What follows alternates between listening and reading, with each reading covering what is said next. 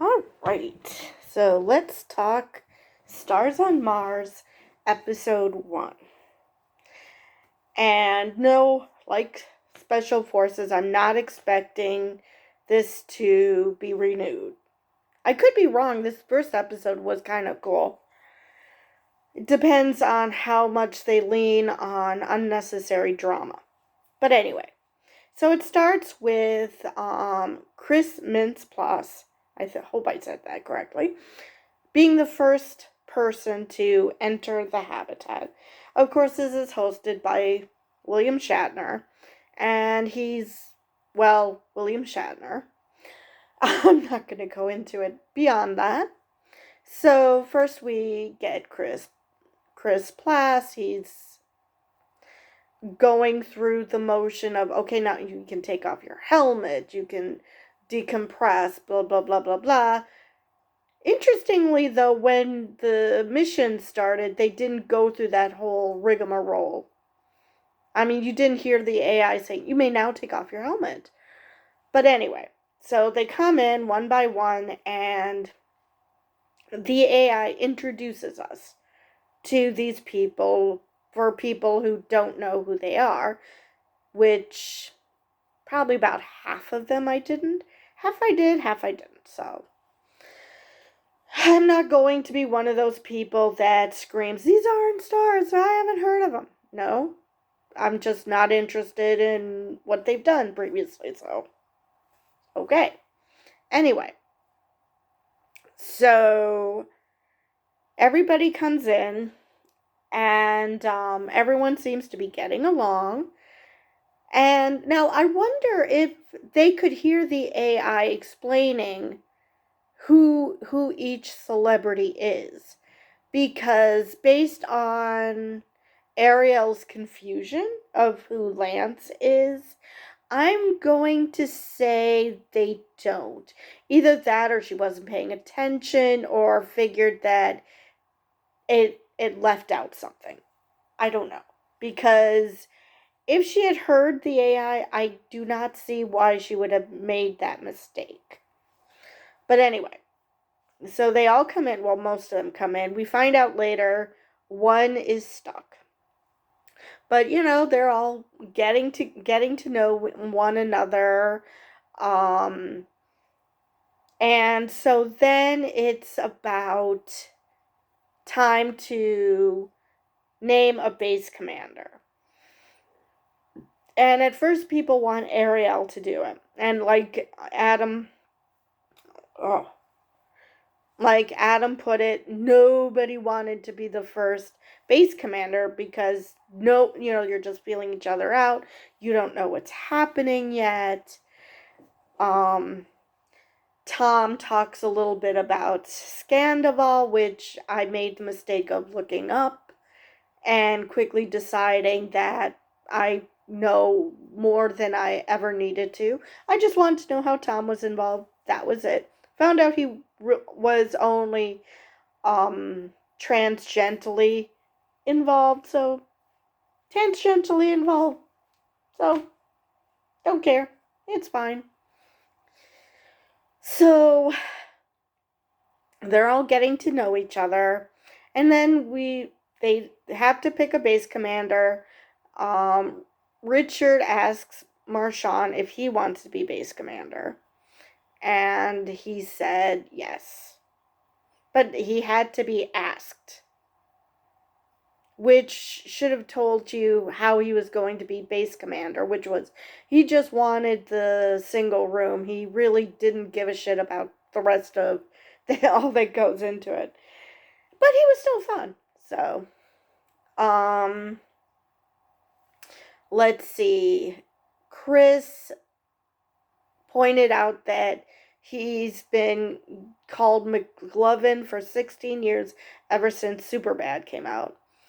And everybody on the show seemed to know who McLovin is. Someone called him McLovin, which I read was not Marchand. That, according to Chris, Marchand never actually called him that. So, but to hear him say things like that makes me wonder if I'm the only person on the planet who has never watched any of his movies. And I'm getting to the conclusion that probably, yeah, I'm the only one. So now Ariel mentioned to, I think it was to Tanisha, who she thought Lance was. And either Tanisha was convinced by her, or she was unsure, or something, because why didn't she stop her from embarrassing herself by calling Lance, an astronaut when that's Neil Armstrong? Lance did suggest that, that there are probably a lot of 20-year-olds who confuse him for Neil. When I first saw him in the Tour de France, I did look him up because Neil is also from Texas. So I looked him up to see if he was related to him. But did I think he was Neil? No, because I know that Lance is my age. Neil Armstrong landed on the moon 2 years before we were born. So, yeah, definitely no confusion there. Which makes me wonder, and I mean this in all seriousness, I'm not trying to shit on her. I'm really curious when she thought the moon landing happened. I'm really curious as to when she thought the first moonwalk happened, because that's a big boo-boo. I mean, even if Neil was as young as he could be when he did that, as opposed to practically 40, that would have put Lance in his 70s.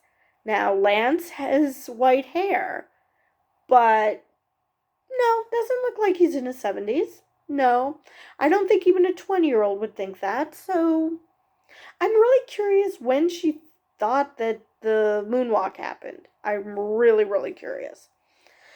Hopefully by now she's discovered that she did Google and find out that, number one, Neil died in 2012, that that the moonwalk happened in 69. So, like I said, I hope she's looked it up since then, but in case she hasn't, there you go.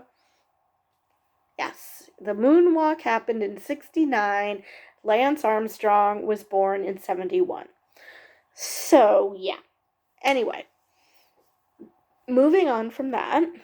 So, almost immediately after, Mershon is given base commander duties, because initially they wanted to give it to Ariel, and she's like, I don't want anything to do with that. Which is understandable. I mean, I can't say I blame her for that. Especially if you just got there, you're like, I have no idea what's happening. Ronda Rousey is the space nut, so they probably should have given it to her, because, at least she might have some understanding of what's going on, depending on how much she follows this stuff. But anyway, so their first task is to get one of their fellow teammates. One of them, they had to go and rescue her. So Mershon calls on Lance and Rhonda, which that's one stereotype down the drain, because Rhonda was talking about how Mars is messing up her hair. Never in a million years did I think that Ronda Rousey would care about her hair. But anyway, so, and that is, after I go through this, I'm going to tell you about one thing that's been irking me about this show. So, and how realistic it is. So, they go and get the person out, and Mershon didn't know who Natasha is, which, join the club, Mershon, I have no clue. And So he misheard what Ariel said. And so they bring her back. The AI introduces her again. I'm wondering if they actually hear the introduction or just the instructions that she gives about now it's safe to take off your helmet.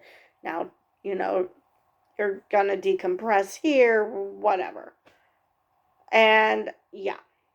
So um they get a tour of the habitat, and then Rashawn has to assign duties to everyone. And it turns out both Adam and Ariel are very neat people. So they seem to be getting along really, really well. And I think it was Natasha was just lying there and she was very amused by this whole conversation. Um, and like I said, it was just mostly a get to know. Um, we find out Portia's husband has 5 kids from a previous relationship, and oh wow. But, um, and Mershon and Lance were needling each other. Well, Mershon was mostly needling Lance. I read a review saying how there was tension. Lance initially asked if he could use his bathroom because he didn't think he could manage it in a communal bathroom with all these people. Which, have you never used a public restroom in your life, Lance? Because it's one thing to know for a fact after using public restrooms that you have an issue with that. I had a coworker who had an issue with that, and all it took was turning on the faucet and she was fine. But he didn't know. Okay, sure. All right. Not sure how that works. I think we've all used public restrooms. At least I thought we did, but apparently Lance hasn't. So, or I don't know how old he was when he started as a pro cyclist. So maybe he didn't go to college because that's another big one. But anyway, so but yeah, the sleeping with other people in the room, yeah, that I understand. I like my alone time. I'm an introvert, so yeah. Yeah, that part I understand. The communal bathroom, I understand that a little less. But anyway, but Mershon was needling Lance and saying, no, no, no. Lance was going to try and use the bathroom. I think that was more of a, just to needle Mershon. And Mershon set off like a bullet. And Lance's like, oh, you're still fast. Hasn't been that long since he's retired, has it? I didn't think it's been that long. But anyway. So, and then we see them on the stationary bikes. And Mershon is making fun of Lance that cycling is not a real sport. And Lance is just having a great time. They're just, being bros. It's fine. And, Mershon's not doing it out of malice. He's just being his usual silly self. And I am pretty much convinced that if those bikes were not stationary, I don't care how old Lance is, and I don't care if he's no longer doping. He could still smoke him. So, because Lance knows how to ride a bike, especially when there's mountains involved. It's just too bad that he doped. But anyway, so So yeah, they were needling, and Mershon now calls him Louis, and that I wonder if anybody explained that one to Ariel, because people would laugh when Mershon would call him Louis, but I wonder how many of them, and especially Ariel, because she mixed up Neil and Lance. I wonder if she had any idea who Louis Armstrong is, who is Jazz Great. Louis Armstrong, aka Satchmo. Love him. Who died, I think, a year before we were born. And yes, I'm saying we because, again, Lance and I were both born in 71. Um, so anyway, found out that Mershon is a Satchmo fan, so yeah, I'd like him for that. Again, I wonder how many of these people are familiar with Satchmo, especially the younger ones. But so because I don't know, is Lance the oldest now, or was Chris? I didn't look up the ages of these people. So they finally they do their thing. Portia is upset that they have this state of the art kitchen, they thought, and it turns out everything is sealed airtight. It's Mars. It's a Mars simulation. What were you expecting? I mean, you're not in your normal environment. This is space, which is getting me to another thing that annoyed me about this episode. But so they all do their tasks, and then it's time for bed. They go to bed, and now they said 48 hours, so I'm assuming that we're towards the tail end of that. And they get an emergency.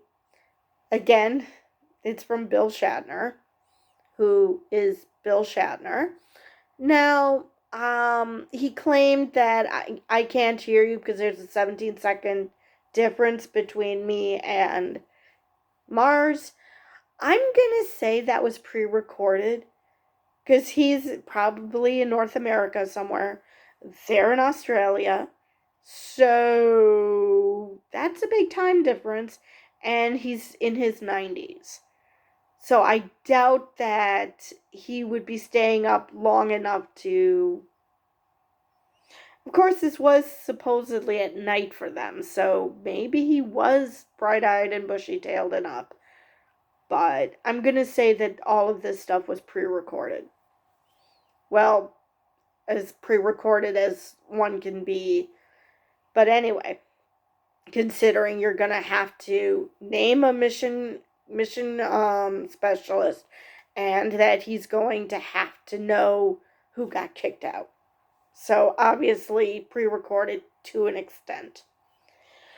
So apparently there's a windstorm and there's a dust storm, and they're going to have to put their tower back up if they want to keep communication with Earth. So since Mershon is the base commander, he gets to stay along with Tallulah.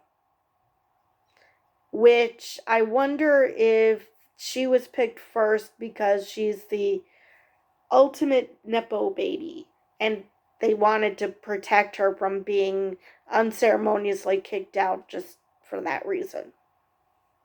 I don't know. I don't know how they choose who's going to be mission commander, mission control. I don't know. I really don't. Mission specialist. Oh my god. So they're talking through this. They're talking everybody through this. Mershon is desperately trying to get anyone to pay attention. It's like, who am I talking to? I don't recognize these voices. Same, Mershon. Same. Some of the voices I recognize, but since a lot of those people I'm not familiar with, yeah. I'm with you. So Mershon's getting a little annoyed, which can't blame him. How can he choose who's not mission critical if he doesn't know who's doing what? But luckily Tallulah seems to be on the ball when it comes to who's talking, who's doing what. Um so they go through the mission, and everyone's talking about how, Portia's mentioning how she's going to add asthma to her Instagram because she's having a hard time breathing with all the dust. And that's one of the things. This is not a realistic simulation if dust is getting into their helmets. Why? Because Mars's atmosphere is, well, let's just say, not compatible with human life. They need those helmets not to look good, but to breathe. So if it's not airtight, guess what happens? They're losing oxygen. So yeah, when Chris said that most of them wouldn't survive, none of them would, because they would all be dead, because none of them would be able to breathe. So yeah, I don't know if Fox was being cheap, or if they thought, oh, let's add a layer of problems for these celebrities to get through. But either way, no. Anybody who knows even the slightest about space travel knows that, the helmet needs to be airtight. So, but anyway, it did its job because Chris was standing aside, which I read he does have asthma. He legit has asthma, and I'm sure Mershon knew about that because Chris hung out with Richard and Mershon drinking Hennessy before they embarked on this adventure. So I'm thinking Mershon knew this, or that it came out and it was edited out, that it came out that Chris was having a hard time breathing. So it was Chris, Natasha, and Adam who were like, yeah, I have no idea what to do with this, and so they just stood aside. So they managed to get the comm tower up and go back. And again, the AI didn't go through the, okay, you can now take off your helmet, blah, blah, blah. No, her job was to say, stay here while everyone discusses while Mershon and Tallulah discuss who's mission critical. So one by one, they let everyone in until there's 3 of them left. Chris, Adam, and Tom. Which I was surprised. Now, Adam and Chris I could see, because even Natasha said she was hanging back with Adam and Chris, because they, were in her words, in the loser area. And so I don't know why Natasha was deemed mission critical. I don't know what went on with that. I'm assuming it was simply because they needed to put someone to make it more dramatic, someone who was obviously mission critical, and you just want to put them in the bottom 3 just for drama's sake. Which, but anyway, Tom was redeemed because he was, which, by the way, Tom, the word you were looking for is adrenaline. I mean, I love the way he explained it, but the word you're looking for is adrenaline. And I'm not going to go into Mershon having problems remembering sayings, because anyone who watches this channel knows that the simplest words I'll get stumped with. So I'm not going to criticize for that.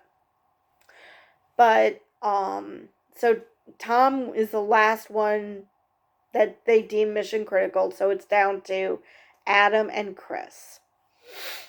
And Adam's reasoning is that he's one of the hottest guys there. Um, which everybody laughed about, which is hilarious, because on what planet do you think that that's going to help with anything? Now, he does have skills. I mean, this is the only person amongst them who's ever skated on razor blades.